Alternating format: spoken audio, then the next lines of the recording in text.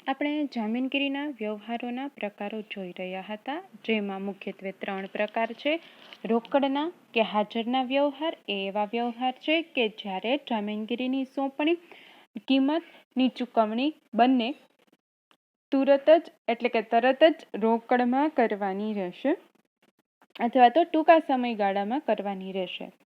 Number 2, વાયદાના વ્યવહારો. વાયદાના વ્યવહાર એટલે કે એ થોડો સમય આપવામાં આવતો હોય છે, એમાં ભવિષ્યમાં 15 થી 30 દિવસમાં કરવાની હોય છે. અને છે સટ્ટાના વ્યવહારો એટલે કે સ્પેક્યુલેટિવ ટ્રાન્ઝેક્શન, કે જે ભવિષ્યમાં ભાવ વધવા કે ઘટવાના અંદાજ ઉપરથી નફો કમાવાના આશયથી આવા સટ્ટાના વ્યવહારો કરવામાં આવે છે. એના મુખ્યત્વે 5 પ્રકાર છે: કોરી ફેરબદલી, વૈકલ્પિક વ્યવહારો, માર્જિન વેપાર, કોર્નિંગ અને મેન્યુપ્યુલેશન અને શેર હેરફેર. એમાં સૌપ્રથમ જે પ્રકાર છે કોરી ફેરબદલી, એના વિશે આપણે ચર્ચા કરીએ. હવે કોરી ફેરબદલી એટલે કે બ્લેન્ક ટ્રાન્સફર. હવે આવી જે કોરી ફેરબદલી છે એ 2 પ્રકારની હોય છે. એક તો નોંધાયેલી એટલે કે રજિસ્ટર્ડ જામીનગીરી અને બીજું છે બેરર જામીનગીરી.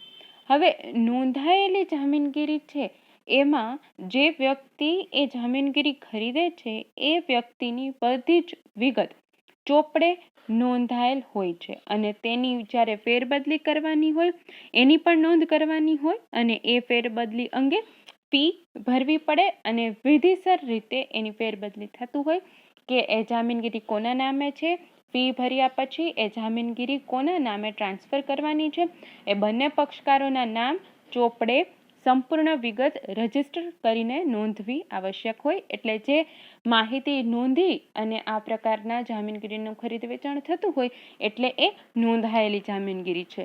હવે નંબર 2 એ છે બેરર. હવે જે બેરર ફેરબદલી છે જામીનગીરીની, એ કોઈ પણ ખરીદે અને કોઈ પણ વટાવે one type of currency note એટલે કે ચલણી નોટો. તો ચલણી નોટો કેમ, કોઈ પણ વ્યક્તિ કોઈ વસ્તુ ખરીદે તો કોઈ પણ નોટ કોઈ વ્યક્તિને આપી શકે, એટલે એ સરળતાથી હેરફેર થઈ શકતું હોય, ફેરબદલી થઈ શકતું હોય. એમાં કોઈ જ પ્રકારે નોંધણી કરવાની, રજિસ્ટ્રેશન કરાવવાની આવશ્યકતા હોતી નથી. તો એ બેરર ફેરબદલી કહેવાશે જામીનગીરીની. તો હવે આ બેરર જામીનગીરી હોય તો એમાં જ કોઈ જ પ્રકારની ફી, ખર્ચ કે વિધિને અનુસરવામાં આવતી નથી. સામાન્ય રીતે ચલણી નોટોની જેમ એની ફેરબદલી થઈ શકે છે. જે વ્યક્તિ પાસે આવી બેરર જામીનગીરી હોય, હવે એ વ્યક્તિને એ જામીનગીરી ન જોઈએ તો એ અન્ય વ્યક્તિને આપી શકે છે. એટલે કે એમાં કોઈ જ પ્રકારની જવાબદારી ઉદ્ભવતી નથી. તો આ પ્રકારના જે કોરી ફેરબદલી છે બ્લેન્ક ટ્રાન્ઝેક્શન, તો એ બ્લેન્ક ટ્રાન્ઝેક્શન હોવાથી કોરી ફેરબદલીના જેમ કે આપણે ફાયદા પણ જોયા, તો એમની સાથે સાથે થોડા એના ગેરલાભ પણ હોઈ શકે કે એ સટ્ટાને ઉત્તેજન આપે છે અને આવી ફેરબદલી અમુક વ્યક્તિઓનું જૂથ છે એ ઘણા બધા શેરો એકઠા કરી શકે અને કંપનીના સંચાલનમાં પ્રશ્નો ઊભા થઈ શકે અને સરકારને સ્ટેમ્પ ડ્યુટી કે કરવેરાની આવકમાં પણ ઘટાડો થાય અને કોરી ફેરબદલીને કારણે કંપનીના રજિસ્ટરો અધૂરા રહી શકતા હોય અને એમાં કંઈક ગોટાળા પણ થઈ શકતા હોય.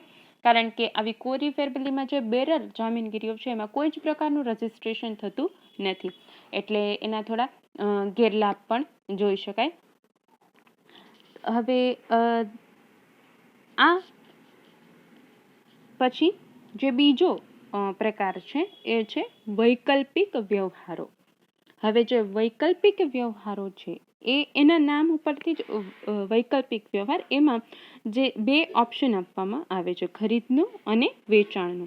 એક ખરીદીનો ઓપ્શન, બીજો વેચાણનો ઓપ્શન. હવે વૈકલ્પિક વ્યવહારો તેજી મંદીના વ્યવહાર તરીકે પણ એને ઓળખી શકાય છે. એ ચોક્કસ પ્રકારની જે જામીનગીરી એ અમુક નિશ્ચિત કિંમતે, નિશ્ચિત દરે, નિશ્ચિત સમયમાં ખરીદવાનો કે વેચવાનો અધિકાર આપવામાં આવતો હોય છે, જેને વૈકલ્પિક વ્યવહાર કહેવાય. એને પસંદગીનો વ્યવહાર પણ કહી શકાય છે. હવે જે આ વૈકલ્પિક વ્યવહાર છે એ વૈકલ્પિક વ્યવહાર એ માત્ર ખરીદીનો, વેચાણનો કે ખરીદી વેચાણનો પણ હોઈ શકે. તો આવી જામીનગીરી ખરીદવાનો અધિકાર મેળવવા માટે ખરીદીનો વિકલ્પ મળતો હોય, જેને કોલ ઓપ્શન કહેવાય. અને જે વેચવાનો અધિકાર મળતો હોય એને વેચાણ વિકલ્પ એટલે કે પુટ ઓપ્શન કહેવામાં આવે છે. જામીનગીરી ખરીદવી એટલે કોલ ઓપ્શન, જામીનગીરી વેચવી એટલે કે પુટ ઓપ્શન. હવે આ બંને અધિકારો આ વૈકલ્પિક વ્યવહારમાં પસંદગીના વ્યવહારમાં આપવામાં આવે છે. તો જ્યારે અમુક જામીનગીરી ખરીદવાનો અને અમુક જામીનગીરી વેચવાનો એમ બંને અધિકાર સાથે આપવામાં આવે ત્યારે એને ખરીદ અને વેચાણ વિકલ્પ એટલે કે કોલ એન્ડ પુટ ઓપ્શન કહેવામાં આવે છે. હવે આને ડબલ ઓપ્શન પણ કહી શકાય. માત્ર ખરીદીનો વિકલ્પ હોય તો કોલ, માત્ર વેચાણનો હોય તો પુટ, અને જો બંને આપેલા હોય તો ખરીદી અને વેચાણ કોલ અને પુટ ઓપ્શન. અને એને એક બીજું નામ પણ છે એનું ડબલ ઓપ્શન, કારણ કે બંને ઓપ્શન મળે છે એટલે ડબલ ઓપ્શન. તો આ વૈકલ્પિક વ્યવહારોમાં જે અધિકાર આપવામાં આવે છે એમાં પ્રીમિયમ આપવું પડે અને તેને વૈકલ્પિક પ્રીમિયમ કહી શકાય, ઓપ્શનલ મની. તો આ જે છે એ કોલ અને પુટ ઓપ્શન છે. તો એમાં ઘણી વખત ભવિષ્યમાં શેરના ભાવ ઊંચા જવાના હોય તો દલાલ પાસેથી શેર ખરીદવાનો જે હક મળે એને કોલ ઓપ્શન મેળવી શકે. તો હવે ખરીદી વિકલ્પમાં ચાલુ બજારમાંથી નીચા ભાવે જામીનગીરી ખરીદે અને ત્યારબાદ ઊંચા ભાવ જ્યારે થશે જામીનગીરીના ત્યારે એ વેચી દેશે.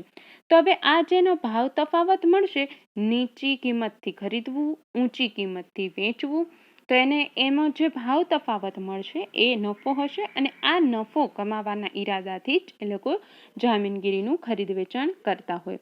તો હવે આ જે એને અંદાજ ઉપર કામ થતું હોય ને, આ અંદાજ ઉપર કામ થતું કે ભવિષ્યમાં આ અમુક કારણોસર એના ભાવ વધવાના છે. હવે જો એને નીચી કિંમતે જામીનગીરી નીચી કિંમતે ખરીદી લીધી અને એ ઊંચી કિંમતે વેચવાનો એને અંદાજ હતો, પરંતુ જો આ ધારણા ખોટી પડી, આ અંદાજ ખોટો પડ્યો તો એનો એ વિકલ્પનો ઉપયોગ કરતા નથી. તો આવી જ રીતે સટ્ટાખોરોને એમ લાગે કે ચાલુ બજાર કરતાં ભવિષ્યમાં શેરના ભાવ નીચા જશે ત્યારે દલાલ પાસેથી ચાલુ બજારમાં શેર વેચવાનો હક મળે, જેને પુટ ઓપ્શન કહેવાય. તો વેચાણ વિકલ્પમાં ચાલુ ભાવે શેર વેચી ભવિષ્યમાં નીચા ભાવે ખરીદીથી નફો કમાવાનો ઈરાદો હોય છે. તો આ બધી ધારણા ઉપર જે ભાવ તફાવત ને કારણે એ લોકો નફો મેળવવા માટે કરતા હોય છે કે નીચા ભાવે શેર ખરીદી ઊંચા ભાવે એને વેચવા. તો હવે આવા વિકલ્પોનો ઉપયોગ કરી અને એ જામીનગીરીનું ખરીદ વેચાણ કરતા હોય છે. હવે આના સામે રક્ષણ મેળવવા માટે એને બદલામાં પ્રીમિયમ પણ ચૂકવવું પડે. હમણાં આપણે જેમ વાત કરીએ ઓપ્શન મની કહી શકાય જેને. વૈકલ્પિક વ્યવહારોમાં ખરીદી અને વેચાણના જે અલગ અલગ વ્યવહારો થતા હોય અને ભાવ વધઘટના જોખમો થતા હોય એના સામે આનાથી રક્ષણ મેળવી શકાય. તો આ જે હતું વૈકલ્પિક વ્યવહારો એ છે પસંદગીનો વ્યવહાર અને વૈકલ્પિક જામીનગીરી, તો એને કહેવાય ઓપ્શનલ ડીલિંગ.